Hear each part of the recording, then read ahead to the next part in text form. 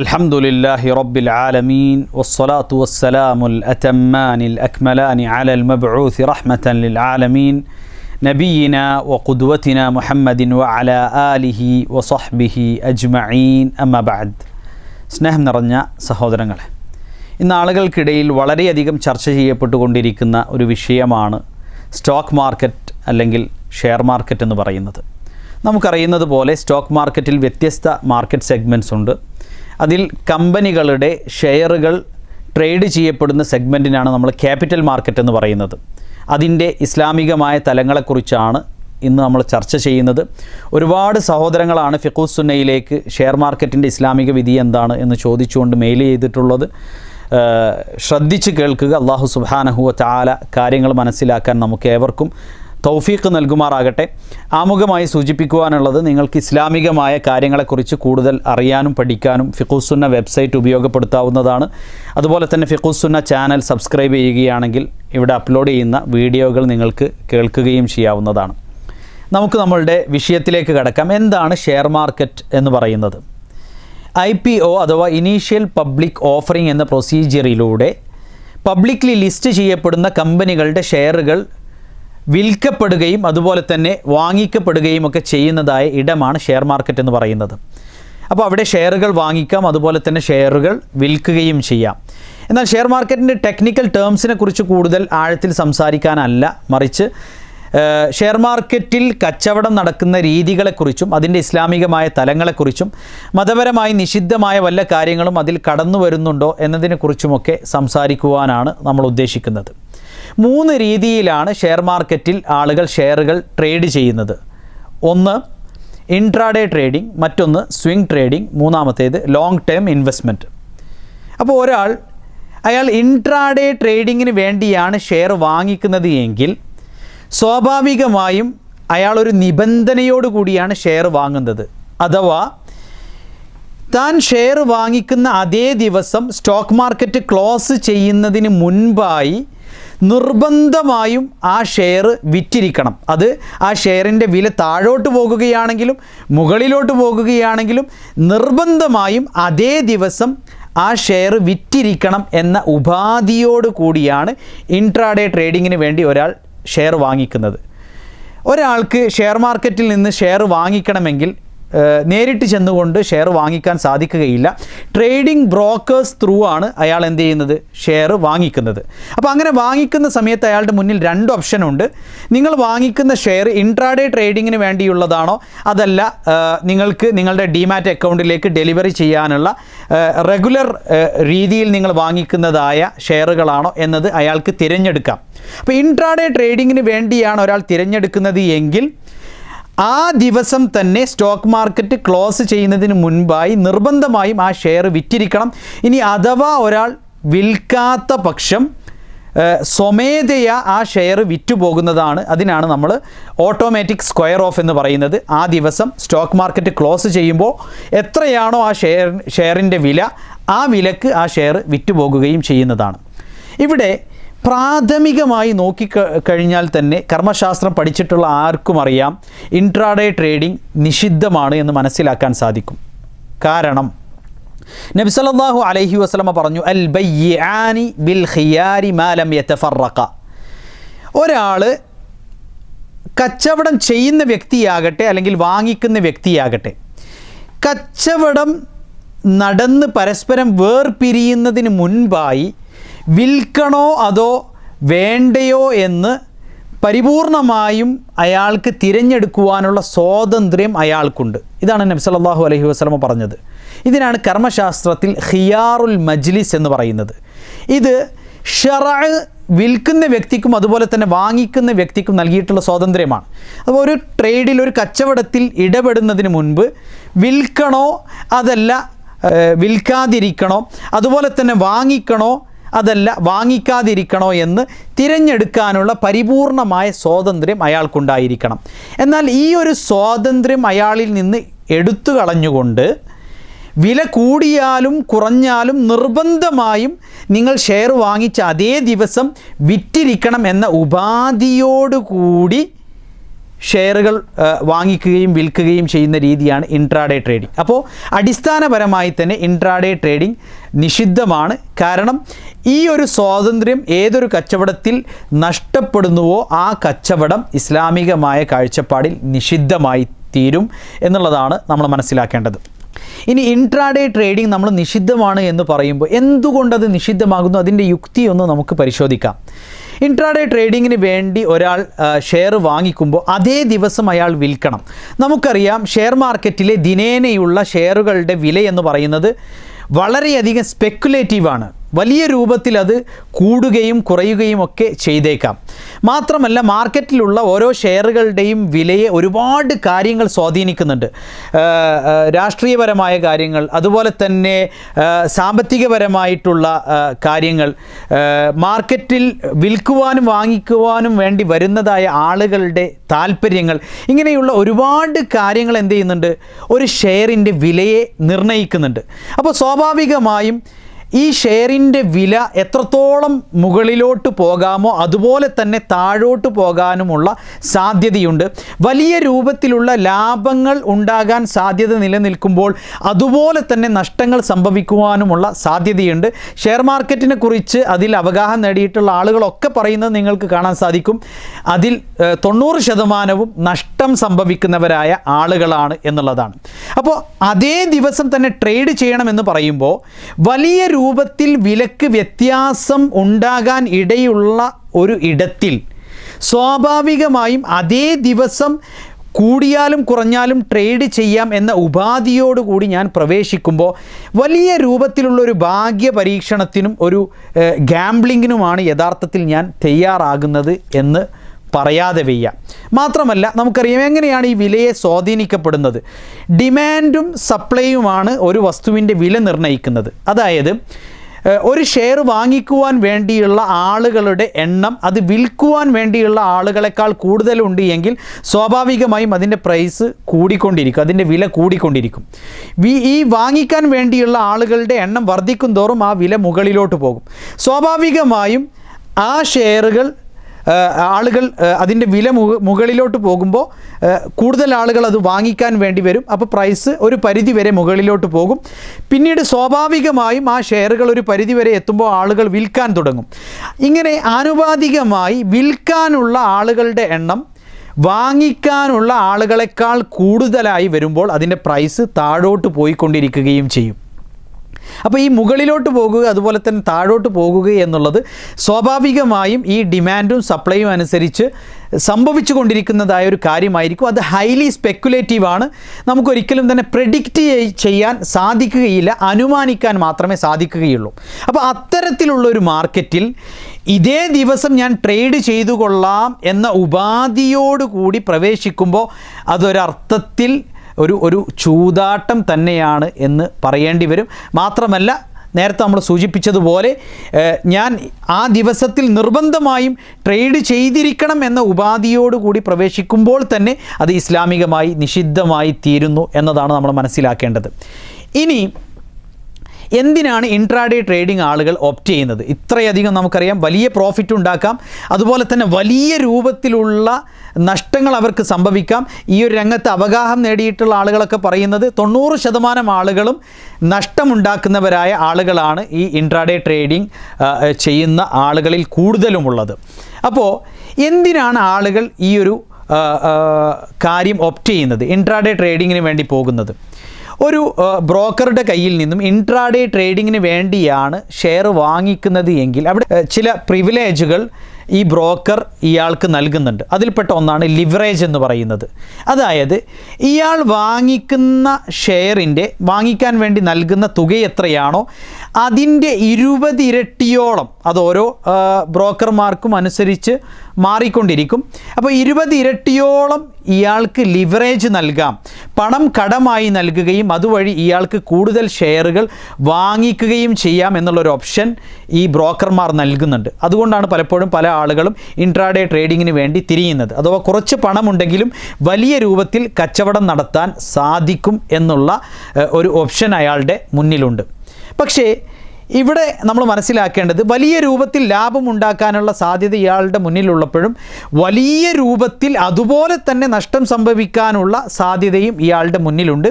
അതിന് ആ നഷ്ടം കുറക്കാനുള്ള ചില മാർഗങ്ങളൊക്കെ മാർക്കറ്റിലുണ്ട്. അത് മറ്റൊരു വിഷയമാണ്. ഏതായാലും ഇവിടെ ഈ ലിവറേജിനെ കുറിച്ച് നമ്മൾ മനസ്സിലാക്കേണ്ടതുണ്ട്. ലിവറേജ് എന്ന് പറയുമ്പോൾ ഈ ബ്രോക്കർമാർ ഇദ്ദേഹം മുടക്കുന്ന പണത്തിൻ്റെ 10 മടങ്ങ് കടമായി നൽകുകയാണ് ഷെയറുകൾ വാങ്ങിക്കുവാൻ വേണ്ടി. അപ്പോൾ ഫണ്ട് അദ്ദേഹത്തിന് നൽകുകയാണ്.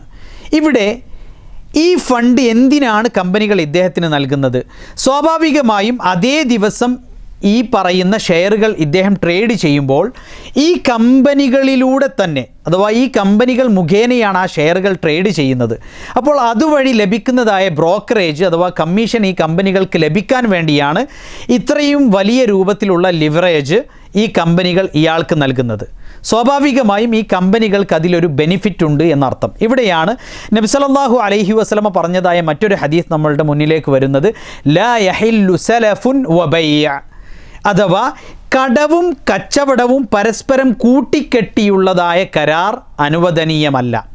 ഇവിടെ ഈ ബ്രോക്കറിംഗ് കമ്പനികൾ നമുക്ക് ലിവറേജ് നൽകുന്നത് അവർ മുഖേന നമ്മൾ കച്ചവടം ചെയ്യുവാനും അതുവഴി അവർക്ക് കമ്മീഷൻ ലഭിക്കുവാനും വേണ്ടിയാണ്. അപ്പോൾ അത്തരത്തിലുള്ളൊരു പ്രത്യുപകാരത്തിന് വേണ്ടി അവർ നൽകുന്നതായ കടം അത് അനുവദനീയമായ കാര്യമല്ല എന്നുള്ളതാണ് ശർഈയായ നിയമപ്രകാരം. മാത്രമല്ല കുല്ലു ഖർദിൻ ജറ നഫ്അൻ ഫഹുവ റിബ, തനിക്ക് മറ്റൊരു പ്രത്യുപകാരം ലഭിക്കുവാൻ വേണ്ടി നൽകുന്നതായ കടം, ആ കടം കർമ്മശാസ്ത്ര മാനദണ്ഡ പ്രകാരം തത്വപ്രകാരം പലിശയുടെ ഗണത്തിലാണ് ഉൾപ്പെടുക എന്നുള്ളത് കൂടി വളരെ ഗൗരവത്തോടു കൂടി നമ്മൾ മനസ്സിലാക്കേണ്ട ഒരു കാര്യമാണ്.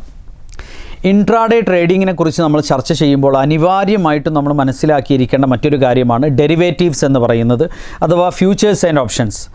നേരത്തെ നമ്മൾ മനസ്സിലാക്കിയത് യഥാർത്ഥത്തിലുള്ള ഷെയറുകളെ ട്രേഡ് ചെയ്യുന്നതിനെക്കുറിച്ചാണ് എങ്കിൽ ഡെറിവേറ്റീവ്സിൽ സംഭവിക്കുന്നത് ഈ ഷെയറുകളുടെ മേൽ ഉണ്ടാക്കപ്പെട്ടിട്ടുള്ള കരാറുകളെയാണ് ട്രേഡ് ചെയ്യപ്പെടുന്നത് എന്നതാണ്. ഫ്യൂച്ചർ എന്ന് പറയുന്നത് ഒരു കമ്പനി, ആ കമ്പനിയുടെ ഷെയറുകൾ ഭാവിയിൽ ഒരു കാലാവധി, ഒരു തീയതി നിർണയിച്ചുകൊണ്ട് ആ സമയത്ത് നിങ്ങൾക്ക് ഇത്ര വിലക്ക് ഞങ്ങളുടെ ഷെയറുകൾ വിൽക്കാം എന്നുള്ള ഒരു വാഗ്ദാനം സ്റ്റോക്ക് മാർക്കറ്റിൽ വെക്കുകയാണ്. ഇതാണ് ഫ്യൂച്ചേഴ്സ്. ആ ഫ്യൂച്ചേഴ്സ് ഒരാൾ പർച്ചേസ് ചെയ്യുകയാണെങ്കിൽ, വാങ്ങിക്കുകയാണ് എങ്കിൽ സ്വാഭാവികമായും അതിൽ പരാമർശിച്ചിട്ടുള്ള വിലക്ക് ആ കാലാവധി വന്നെത്തുന്ന സമയത്ത് ഈ കമ്പനി ഇയാൾക്ക് ആ ഷെയറുകൾ വിൽക്കണം. നമുക്കറിയാം ഈ ഒരു കാലാവധി വന്നെത്തുന്നതിന് മുമ്പ് മാർക്കറ്റിൽ പല രൂപത്തിലുള്ള ഫ്ലക്ച്വേഷൻസ് ഉണ്ടാകാം, വിലയിൽ മാറ്റങ്ങളുണ്ടാകാം, വില കൂടാനും കുറയാനും ഒക്കെ സാധ്യതയുണ്ട്. പക്ഷെ വില കൂടിയാലും കുറഞ്ഞാലും ഈ ഒരു കാലാവധി വന്നെത്തിയാൽ ഈ രണ്ടുപേരെ സംബന്ധിച്ചിടത്തോളം, അഥവാ ഈ കമ്പനി ഇയാൾക്ക് ഈ ഷെയറുകൾ വിൽക്കാൻ ബാധ്യസ്ഥരായിരിക്കും, ആ കമ്പനിയിൽ നിന്ന് ഈ ഷെയറുകൾ വാങ്ങിക്കാൻ ഇദ്ദേഹവും ബാധ്യസ്ഥനായിരിക്കും. ഇതിനാണ് നമ്മൾ ഫ്യൂച്ചർ എന്ന് പറയുന്നത്. സ്വാഭാവികമായും ഈ ഫ്യൂച്ചർ ഒരാൾ പർച്ചേസ് ചെയ്ത് കഴിഞ്ഞാൽ അവിടെ യഥാർത്ഥത്തിലുള്ള കച്ചവടം നടക്കുന്നില്ല, അല്ലെങ്കിൽ ആ കച്ചവടം നടക്കാൻ ഇനിയും സമയമുണ്ട്. ഷെയറുകൾ അയാളുടെ കയ്യിലേക്ക് വന്നിട്ടില്ല. എന്നാൽ ഈ ഒരു കരാറാണ് അയാളുടെ കയ്യിലുള്ളത്. ഈ കരാറ് അയാൾക്ക് ട്രേഡ് ചെയ്യാം, വിൽക്കാം. ഉദാഹരണത്തിന് 2021 ഫെബ്രുവരി മാസത്തിൽ നമുക്ക് വാങ്ങിക്കാൻ സാധിക്കുന്ന ഒരു ഫ്യൂച്ചർ, അതിലെ ഒരു ഷെയറിൻ്റെ വില 1000 രൂപയാണ് എന്ന് കരുതുക. ആ ഒരു ഫ്യൂച്ചർ ഒരാൾ പർച്ചേസ് ചെയ്തു.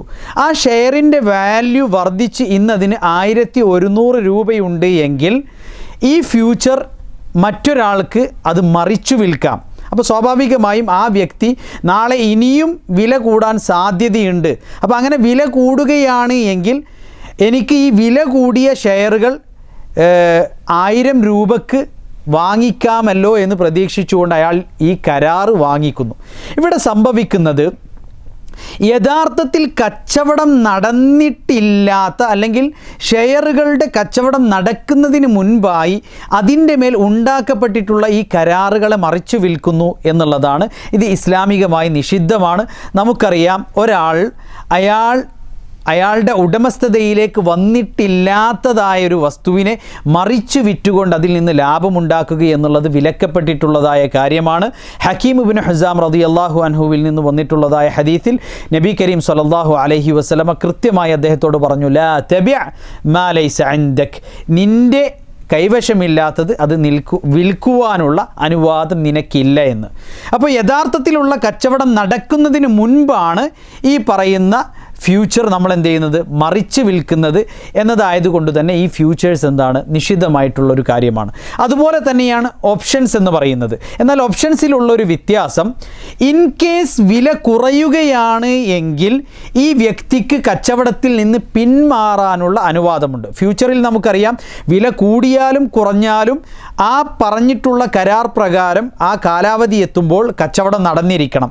എന്നാൽ ഓപ്ഷൻസിൽ വില കൂടിയാൽ ഇദ്ദേഹത്തിന് ആ പറഞ്ഞ ഷെയറുകൾ പർച്ചേസ് ചെയ്യാം, പക്ഷെ വില കുറയുകയാണ് എങ്കിൽ അത് പർച്ചേസ് ചെയ്യാതിരിക്കാം, അതിനുള്ള ഓപ്ഷനുണ്ട്. പക്ഷേ ഈ ഓപ്ഷൻ ഒരാൾക്ക് ലഭിക്കാൻ അയാൾ എന്ത് ചെയ്യണം, ഒരു ഓപ്ഷൻ പ്രീമിയം എന്നുള്ള ഒരു തുക ഈ പറഞ്ഞ കമ്പനിക്ക് നേരത്തെ നൽകണം. ആ തുക ഒരിക്കലും തന്നെ തനിക്ക് തിരികെ ലഭിക്കുകയില്ല.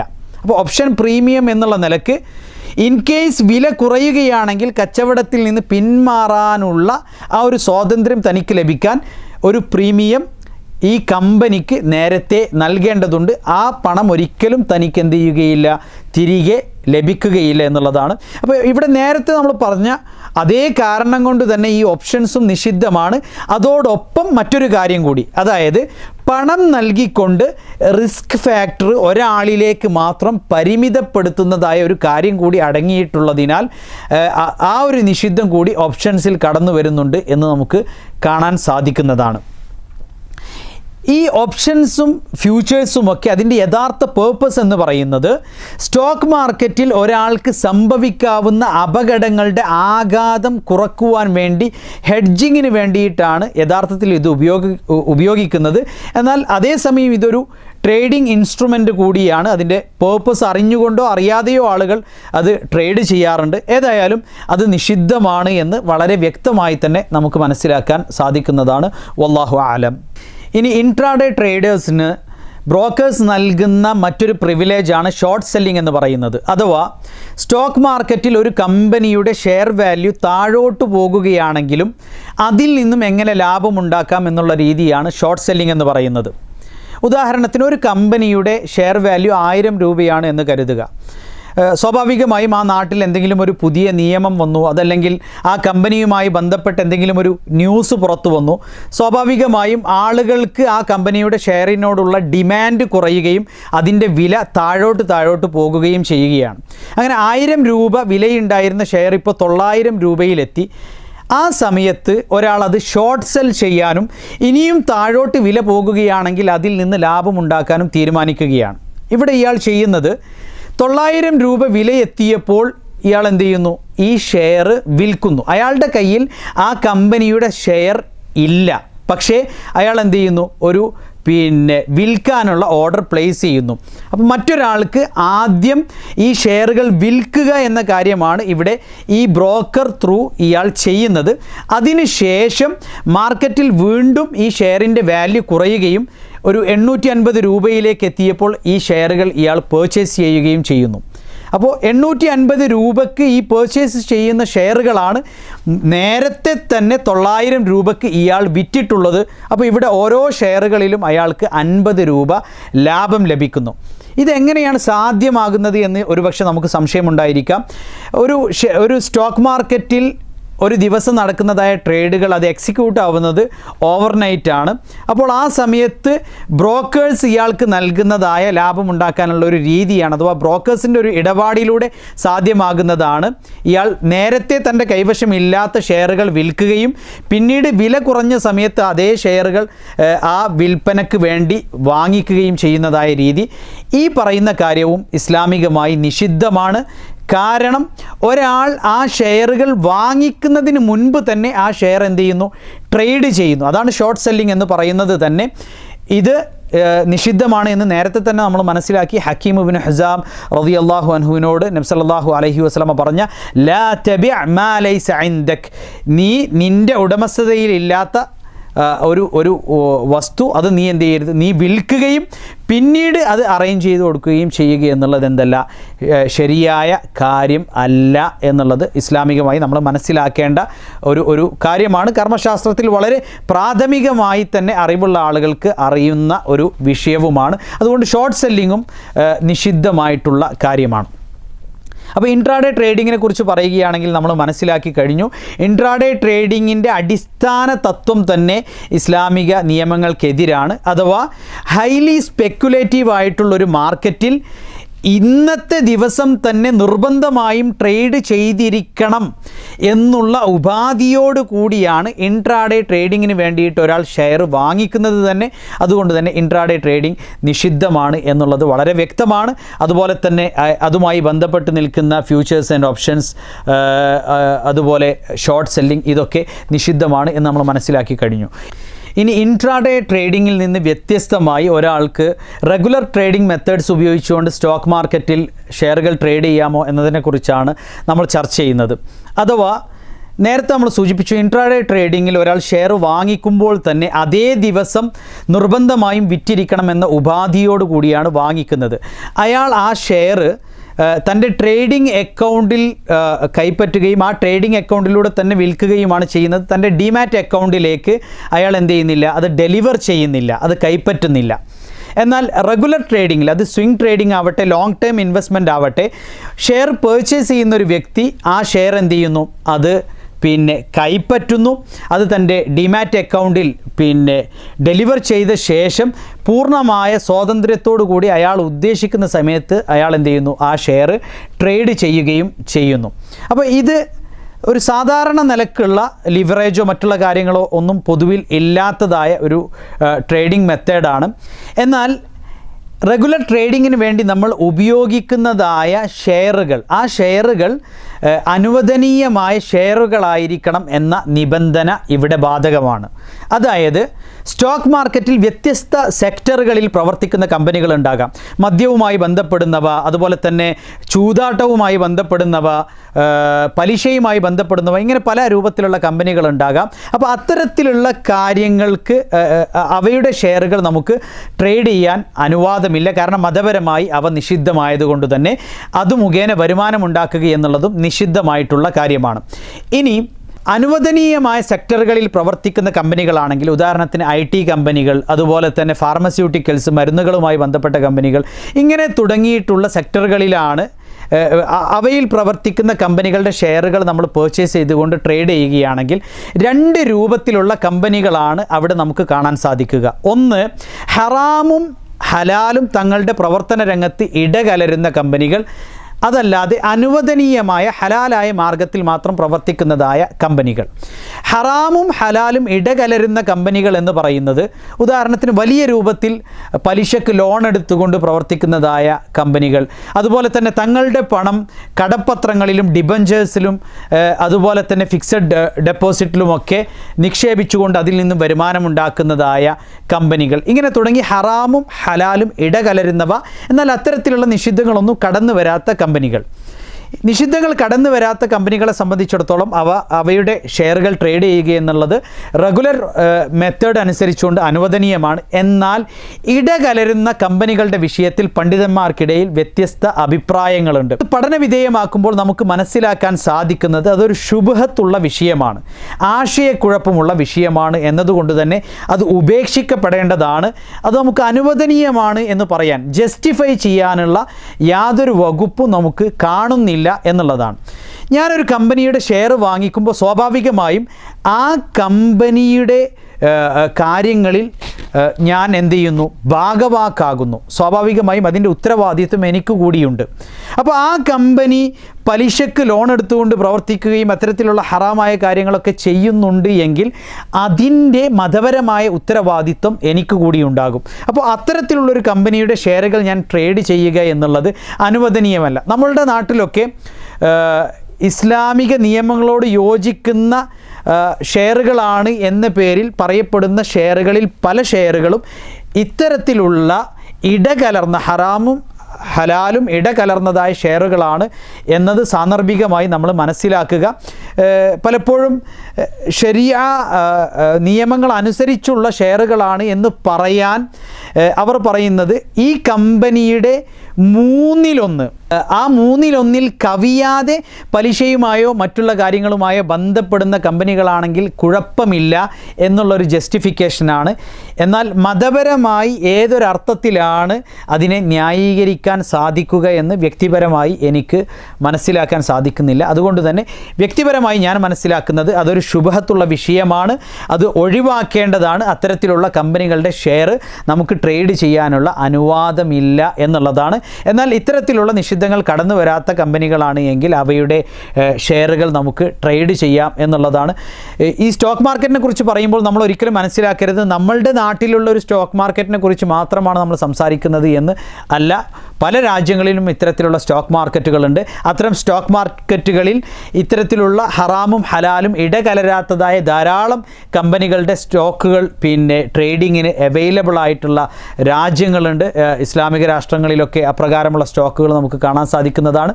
അപ്പോൾ ഇതാണ് പൊതുവെ ഷെയർ മാർക്കറ്റുമായി ബന്ധപ്പെട്ട് വളരെ ഹ്രസ്വമായി എന്നാൽ കൂടുതൽ കോംപ്ലിക്കേറ്റഡ് ആക്കാതെ ആളുകൾക്ക് എത്ര ലളിതമായി പറഞ്ഞു കൊടുക്കാം എന്ന രൂപത്തിൽ നമ്മൾ ചർച്ച ചെയ്തിട്ടുള്ളത്. ഇതിൽ നിന്ന് ഒരുപാട് കാര്യങ്ങൾ നിങ്ങൾക്ക് മനസ്സിലാക്കിയിട്ടുണ്ടാകും എന്ന് ഞാൻ കരുതുന്നു. അല്ലാഹു സുബ്ഹാനഹു വ തആല അനുഗ്രഹിക്കുമാറാകട്ടെ. ഇൻഷാ അല്ലാഹ് ഇനിയും ഈ വിഷയത്തിൽ നമുക്ക് പഠനം ആവശ്യമാണ് എങ്കിൽ ചർച്ചയും അതുപോലെ തന്നെ തുടർന്നും ഈ വിഷയത്തിലുള്ള വീഡിയോകളും കാര്യങ്ങളുമൊക്കെ നമുക്ക് ചെയ്യാവുന്നതാണ്.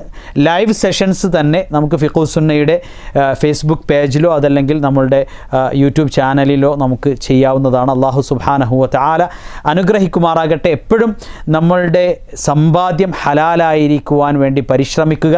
പെട്ടെന്ന് പണം ഉണ്ടാക്കാം എന്നുള്ളതായിരിക്കരുത് നമ്മളുടെ മോട്ടീവ്. മറിച്ച് ഉണ്ടാക്കുന്നത് കുറച്ചാണെങ്കിലും അത് ഹലാലായ മാർഗത്തിലൂടെയായിരിക്കണം എന്നുള്ള ദൃഢനിശ്ചയം നമുക്കുണ്ടാകുക.